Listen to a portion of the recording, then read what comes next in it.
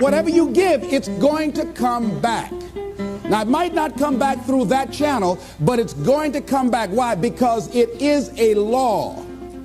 Whatever you give, it's going to come back. Now, all of us hear the saying, as you sow, so shall you reap. And we use that in a negative context. But let's look at the positive side of that. That if you sow some good stuff out here, if you make it your business, how you give your life, to give the best that you have, to give love, to give encouragement, to give help, to give support. If that's what your life is about, whatever you put out here, ladies and gentlemen, I guarantee you it's going to come back. Now, the reason that most people don't give is because they operate out of a consciousness of scarcity. They don't believe that there's enough to go around. They can't see themselves having the capacity to give. They don't believe that they have anything to offer.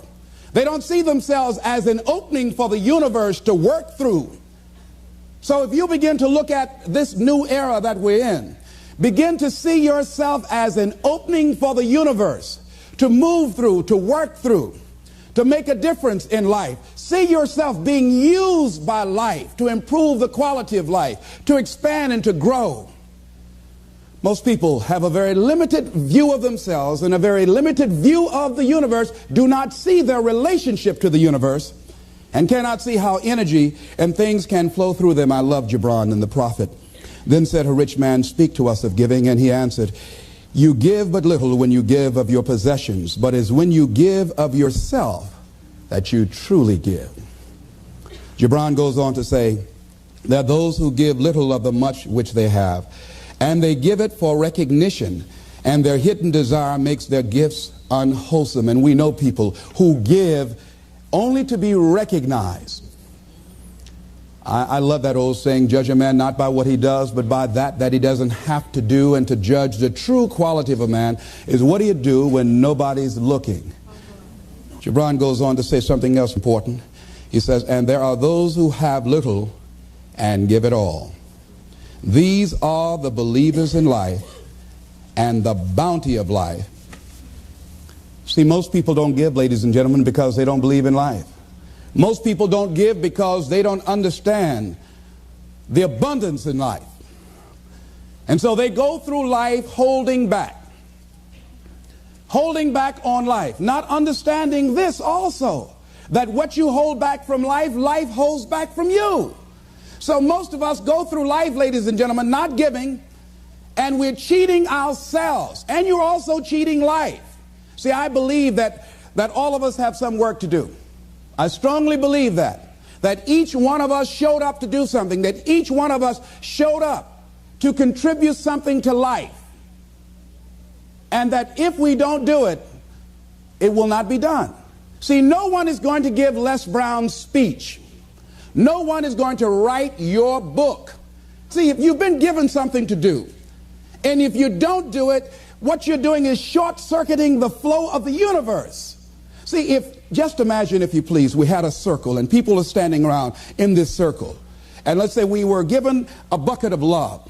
And then I pass it to the person to the right, and they pass it to somebody else, and they pass it to somebody else, and they pass it to somebody else, and they pass it to somebody else, and it comes back to me. One of the great things about giving is that as you give, you're going to receive. What we want to do is keep the flow going, keep the flow going. If anybody gets the bucket of love and stops and holds it there, all of us suffer. They've short-circuited the flow. They've stopped what was going on, the energy that was going around. See, you are part of an equation, and you are needed. Part of why we should begin to look at how we give up our lives, that we've got to begin to see, what is it that I'm supposed to do? What is my life work? And then give ourselves to that. Because as we do that, ladies and gentlemen, I guarantee you, as you begin to take on this new era that we're in, if you decide that I'm going to begin to start living life generously, I'm going to start giving more of myself, I'm going to start putting out more, contributing more to life, here's what's going to happen, ladies and gentlemen. I guarantee you that life will take on a whole new meaning for you. I guarantee you that as you begin to give more of yourself in your work, give more of yourself in your marriage, give more of yourself in your relationships with your families and friends, give more of yourself to your talent, to your vocation, to your job or your business, as you begin to set high standards for giving that which you have been given to share in the universe, I guarantee you that life takes on a whole new dimension, that you'll be happier. You have a greater sense of happiness and fulfillment in life. Now, that doesn't mean you're not going to have some challenges. That doesn't mean that you're not going to have some problems that you'll be dealing with on a day-to-day basis. No, that doesn't mean any of that. No, that will not exempt you from that. But what it does mean that now you will begin to take off on some new paths to some newer horizons. That you'll begin to see life totally different than most people. I think that's what Henry David Thoreau meant when he said most men live in quiet desperation. That most of us go through life because we're not using that which we've been given, that we are punished, that we're going through life getting up in the morning with no reason to get up. See, once you find out your purpose in life, and once you decide that you're going to live a life of sharing and giving and contributing to life, you don't need an alarm clock to get up. That you move differently. You have more life in you. But most people are walking around dead. Most people are looking lifeless. Most people find it a hard effort to smile. Most people are abusing themselves with alcohol and drugs and evading their own greatness and holding back on themselves. For years, I was cheating myself. For years, I could have been doing exactly what I'm doing right now. But I was afraid. I didn't feel I was worthy, and I didn't want to recognize that which I had been given. I had a limited view of me, and I was literally running away from me. I mean, life sometimes chases me. I say, no, we want you to do something great. No, not me. Go get somebody else. No, you're not talking about me. No. You don't know what I've been doing. No. We want you. We can just groom you and train you and get you ready. Me, yeah. Are you sure? Me, yeah. No, not me. No, I don't know. I don't want to do that, see. And then so I just get tired of chase. Say, come over here. Come over here. You ain't got enough sense to come. Just come over and shut up and straighten up. They just whip you so hard after a while, you say, okay. Ladies and gentlemen, one of the reasons that we should begin to give more is because we owe a debt. Reading a book, John Powell. Well, I'm afraid to tell you who I am because you might not like me, and that's all I've got. Line in there I love to quote, we are made by those who love us and by those who refuse to love us. As I talk to you right now, you're looking at a lot of people up here, ladies and gentlemen. It's not just Les Brown standing here. A lot of people have contributed to make me who I am right now. None of us are here because of our own doing. All of us have had life to contribute to us. Many times complete strangers. So we all have cookie people in our lives. What do you mean by cookie people? Cookie people and chicken soup people, as I call them when I do my workshops. Cookie people are people like Miss Lillian. When my mother used to whip me as a kid, and I was a bad twin, always getting in trouble, Miss Lillian would hear me screaming, and after Mama would get through, Miss Lillian would come over to the house and give me some cookies and milk. And my mama said, what you doing back there, Lillian? I'm just giving him some cookies, Mamie. And she said, here you are, Leslie, even though you're a bad little boy, I brought you some cookies.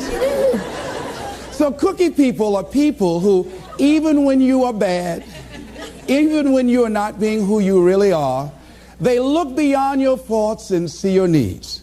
Even if you're a moody person and curse them out and dog about sometimes, these cookie people love you unconditionally. How many of you have ever had cookie people in your life? All right. So we all have had cookie people that the universe has put in our lives to contribute to us. The other people are the chicken soup people. Chicken soup people are people that you can call at 2 o'clock in the morning and say, I got a flat tire, will you come help me? Or my battery is not running, would you come give me a jump? Or I need some help, would you come get me out of jail? If you don't have some chicken soup people in your life, you better get some. But these are people that you can always call on to help you out. So I'm encouraging you to give a letter of appreciation to some of the cookie people in your life. Some of them might have already made their transition.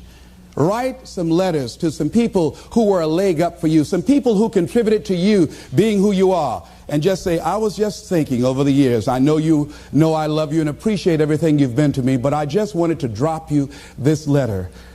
How do you think they'll feel if they get that? Just out of nowhere, just want to thank you for how you have enriched my life. You might not have thought much of it, but because of the help and assistance you gave me on that particular day, that was a turning point in my life.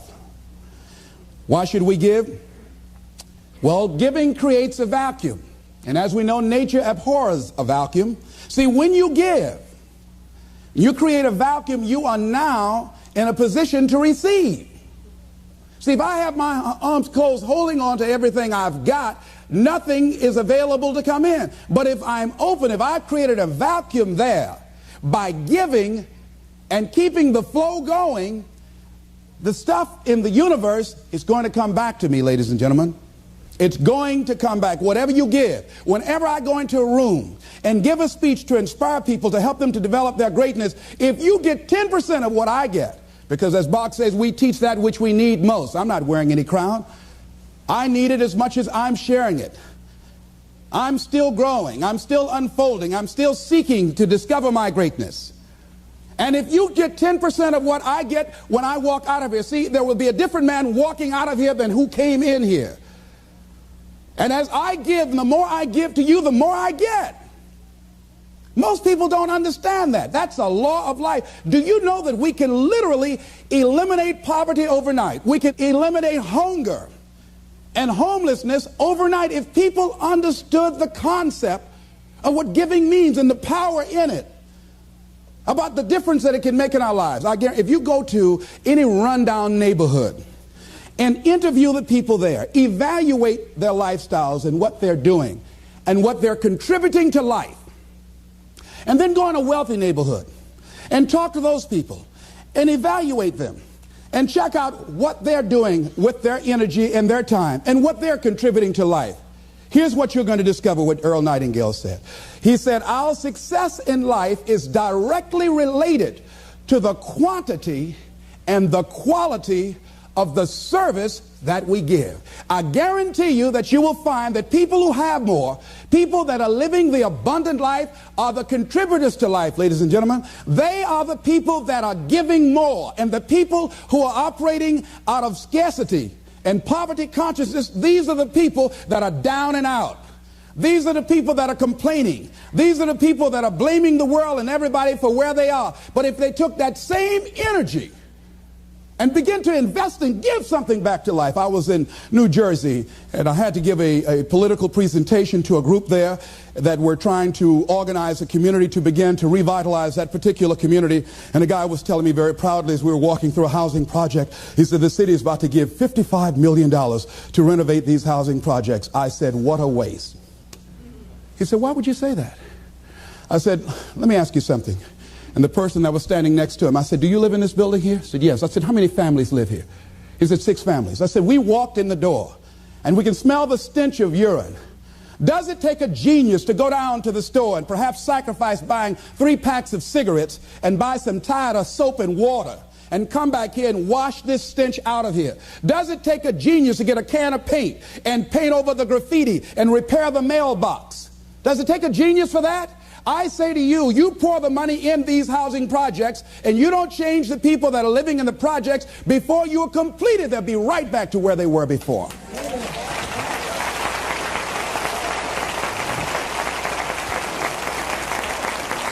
If it is to stand, and I'm not saying that there aren't situations where people need some help and assistance, but people must be allowed to contribute.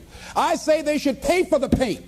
I say they should pay for the mailboxes to be repaired and the windows to be broken. And I guarantee you, if the children go outside throwing a ball, they say, don't you hit that window, you fool. You know how much I paid for that window? Makes a difference. People need to be given the opportunity to contribute and invest in life. And then life is appreciated. But if we just give, and you don't want to just give, you want to give to people who are out there struggling and making it and trying to make impact on the universe. I'd rather give to a man who's already doing it than somebody over here doing nothing and try and go over there. Man, why don't you get up and do something? Hey, listen, if you have to go over there and get them up, you have to do that for the rest of your life. So do it with those who are doing it.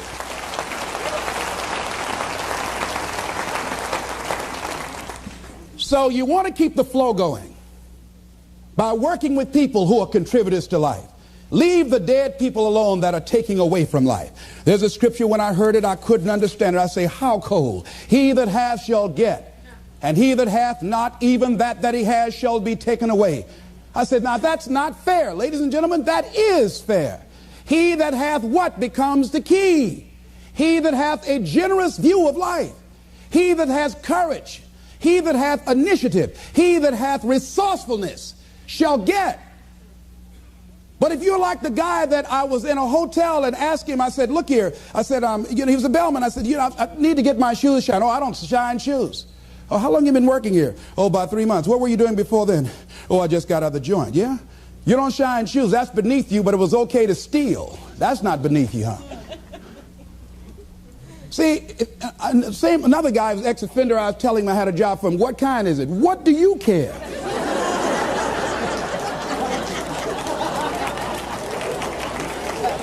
Making an honest living, not worried about somebody knocking on your door in the middle of the night. If it's cleaning toilets, you ought to be happy. See, he's a taker, ladies and gentlemen. He thinks that somebody's just going to come give him something out here in life. It doesn't happen that way. No, it doesn't happen that way. Here's something else you're going to discover in giving. Something that's very important. Give thanks. Giving thanks creates power. Give thanks for your house. Give thanks for your apartment, for your car, for your family, for your health, for your relationships, for what you have. When we focus on something, it expands. When you're giving thanks, when you're showing a spirit of gratitude for what I got, not that you're satisfied with it, but you're grateful for what you got. Whatever you focus on, that's what you're going to continue to multiply and expand in your life. But if you focus on what you don't have, if all you can do is point out the negative things in your life, whatever you focus on, you're going to expand that. Some people, all they can do is complain. That's all they can do. They can't find anything to say good about life or about anybody else. Every time they open their mouths, that's what their minds are consumed with, and that's all they're producing in their lives. And these are people that you don't want to be around. Develop a spirit of gratitude. I'm thankful for life. I'm thankful to be an American. I'm thankful to be on this part of the planet. I'm thankful to see another day. No, things aren't what I want them to be. No, I don't have all the things I want to have. But I'm thankful that I'm still here. I have another opportunity, another day to live, another chance to contribute, another chance to make a difference in life. So begin to give thanks for what you have. Whatever you focus on. Remember now, you want to become aligned with the universe. If you have scarcity in your life, it's because you have a consciousness of scarcity. As you begin to become thankful for what you have, for the abundance that you now know is coming your way, that you're attracting to you, for the good relationship that is coming your way right now, it will begin to create incredible opportunities for you to begin to improve your life and the quality of life of people around you. Giving is also, ladies and gentlemen, forgiving. Give forgiveness. Many of us do not realize that we cannot grow, that we are blocking ourselves, we are blocking our good in the universe. We're literally standing in the way of the flow of what life has to us because we haven't learned how to forgive. We haven't learned how to let things go so we can get on with our lives. When we forgive, ladies and gentlemen, it's not for the other person. Oh, no. It's for you. It's not for them, not because they deserved it or they earned it. You're forgiving other people. First of all, you've got to forgive yourself. But when you forgive other people, it is mentally and spiritually healthy to forgive. To let that luggage go, as Paul said, forgetting those things which are behind, reaching forth unto those things which are before. Oh, we hear it, but it's hard to do. It's hard. What you have is enough. Whatever you have to give. And the more you give, the more you realize you have to give. And we all have to. There are people who made the supreme sacrifice for us to enjoy freedoms that we take for granted. Oh, none of us can feel that we have nothing to give back. Next thing is, Giving empowers you. It makes you more powerful. See, the more you give to life, the more you're able to get from life. See, most of us go through life, ladies and gentlemen, feeling that we don't have enough to share, feeling that we will be depleted if we give of our resources because we don't see ourselves connected to the abundance of life. I feel very strongly that we can make an incredible difference in life. Phyllis Marx said, giving empowers you because taken to its ultimate, what you are really giving is love. Love is the motivating force behind the infinite supply of universal energy. Love truly makes the world go round. And as with anything circular, it's going, keep coming back. Phyllis is right. So as she continues to give love and hope to these people, she receives love and hope for herself and helping to begin to restructure and redesign the kind of life that she wants. We all have had experiences in our lives that if we permit these experiences to do so, we will allow them to weigh us down. If we permit them to do so, they will be luggage that will be dragging through life, holding us down, stifling our potential to give and to contribute in life. If we continue to carry all of these things, we can never be open to the love and the abundance and the opportunity that life has to offer us because we are so full with what we've got. I'm thinking about an exhibition that was held in Africa where they were trying to catch some monkeys that were a very rare species. And because they were so fast, so agile, and very fragile, they did not want to harm them in catching them. They did not want to hurt them physically. So what they did in order to catch them, they found that these monkeys were very fond of a certain kind of nut that grew in that particular area of Africa. And what they did was that they put these nuts inside of bottles and put a rope on the bottle and held the rope from a distance.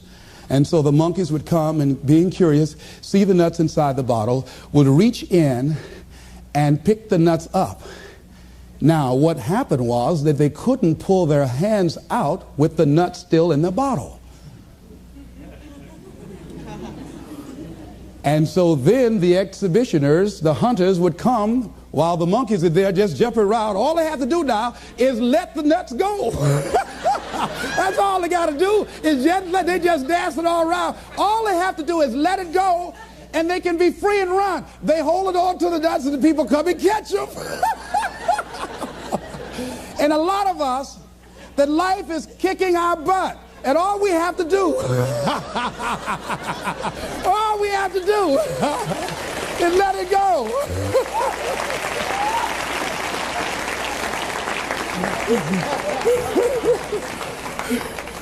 We just keep holding on like we crazy.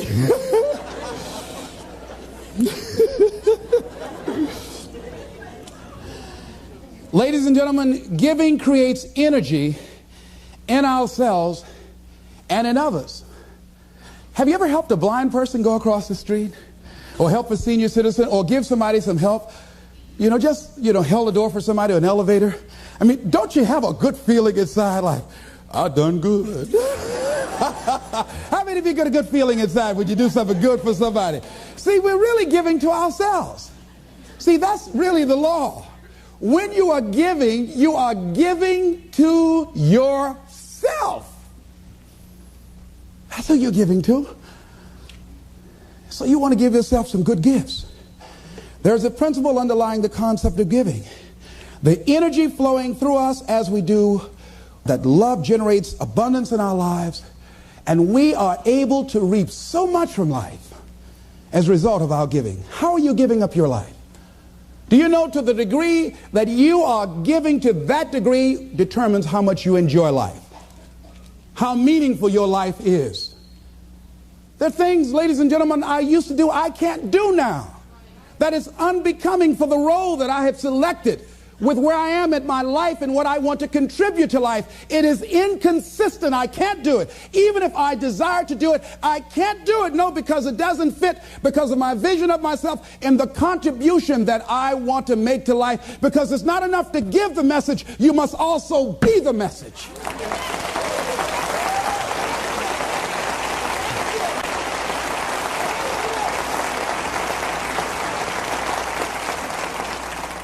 Next thing is that we must give out of a sense of oughtness. Immanuel Kant, in the book called Critique of Pure Reasoning, he says sometimes we must give out of a sense of oughtness, that there's certain things that happen that we just say something ought to be done about this. A policeman in Washington, D.C. was working one of his patrol areas, and he came up to a car in a park, and the car was running, and he saw a figure slumped over the steering wheel.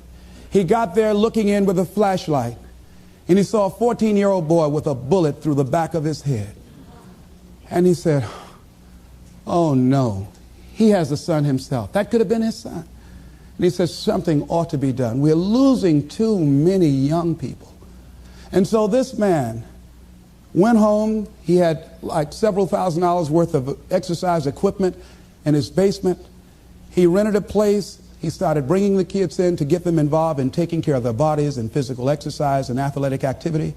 He now has expanded that to getting them involved in entrepreneurial ventures, saying that this is a free enterprise system, and the more enterprising you are, the freer you are. And now these kids have started their own business. They have a little shopping center that they run, they operate, they are managing. And they have commercials on radio, and I'm going to be going there doing some training with them. So he decided, because of that event, that I ought to do something. Now, some of the things that's going to happen when you look out and see what can I contribute to, what can I give, I guarantee you, ladies and gentlemen, you're going to have a voice that's saying, it's just no use. It's out of control now. There will be a voice telling you that you'll be wasting your time and wasting your energy and wasting your effort. I say don't listen to it. Listen to that still small voice that says, I can do something, and I ought to do it. We ought to do it. Disraeli said this: nothing can resist the will of a people that will stake even their existence on the extent of their purpose for good. I strongly believe that as we begin to look toward the future, and that as each day we get up in the morning, and be it that you're going to give to make the environment safer for everybody on the planet, be it that you're going to do things to help the sick or the physically disabled or recovering crack cocaine addicts, be it that you want to help and contribute to youth or do something for the homeless, whatever you want to do, if you get up in the morning out of a sense of oughtness and decide that I am an opening for the universe, that life can work through and use me as a channel and as an instrument for change. And each day we get up, we make it our personal business to make a difference in those areas that we're concerned about. How are we going to do it? We don't know. But we know that we can make a difference. And we might not be here to see the results of our efforts. We might not be here as many of the people who before us made sacrifices that they did not live to see or reap the benefits of. James Weldon Johnson, stony the road we trod, bitter the chastening rod, felt in the days when hope unborn had died. Yet with a steady beat have not our weary feet come to the place for which our fathers died. We've come over a way that with tears has been watered. We've come treading a path through the blood of the slaughtered. When we came here, somebody paid the price for us to be here. And as we begin to look toward the future, we all have an obligation to give something back. A lot of us don't give more because of the fact that we allow ego to get in the way. I'm thinking of a man that was well-dressed walking through a neighborhood one day, and a lady came to the door and she said, "Hey, you." He stopped. He said very politely, "Yes, ma'am." She said, "Come here." He came to her. "Yes, what may I do for you, ma'am?" She said, "I want you to cut my wood." He said, "Yes, ma'am." He took his coat off, and he took the axe that she had there, and he cut the wood. She said, "I want you to take some around the back and put some in the fireplace." He said, "Yes, ma'am." And he did that. And after he finished, she said, "What do I owe you?" He said, "Nothing, ma'am. Thank you for the opportunity to serve you." She said, "Okay." And he left, and he was walking down the street with his coat over his shoulder. And her maid came up. She said, "Do you know who that was?" And the lady she worked for said, no. She says, that's the great Negro educator, Booker T. Washington. She looked out the window. She said, is that right? She said, send for him. And that lady that Booker T. Washington went in and cut the wood for contributed several $1 million to his dream of building an institution of higher learning, Tuskegee Institute, that is standing today.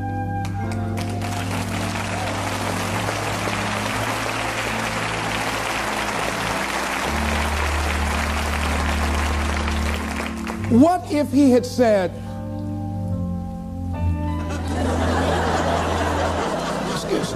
you said do what? Cut your wood. Don't even come up in here with that kind of stuff. You better cut your own wood if you wanted to get it cut. You cold.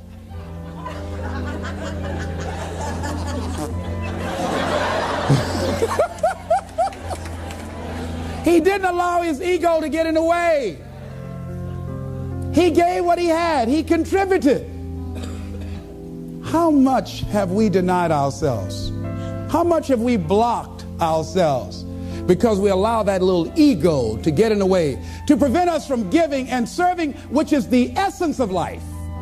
Which is the essence of life. It's about service. And so I say, as you look out on the future, decide that you are going to allow your life to be a life of service. Decide that you are going to give more than you have ever given before. Decide that each day that you are given life, that you're going to make a difference with your life, that you're going to make a statement with your life, that once again, as opposed to sitting back feeling like a victim, that you're going to see yourself as a channel, as an opening for the universe to work through. And that you'll say to life, use me. Oh, use me. I got more to give. Use me. Repeat after me. I want life to use me. I want to give more. Share more. Be an expression of love. Be an instrument of hope. To impact our youth. To recreate their future. I'm grateful for life. I'm grateful for being here. I'm grateful to be able to serve. This is Mrs. Mamie Brown's baby boy, Leslie Calvin Brown, saying, it's been a plumb pleasing pleasure as well as a privilege. Thank y'all here. Thank you.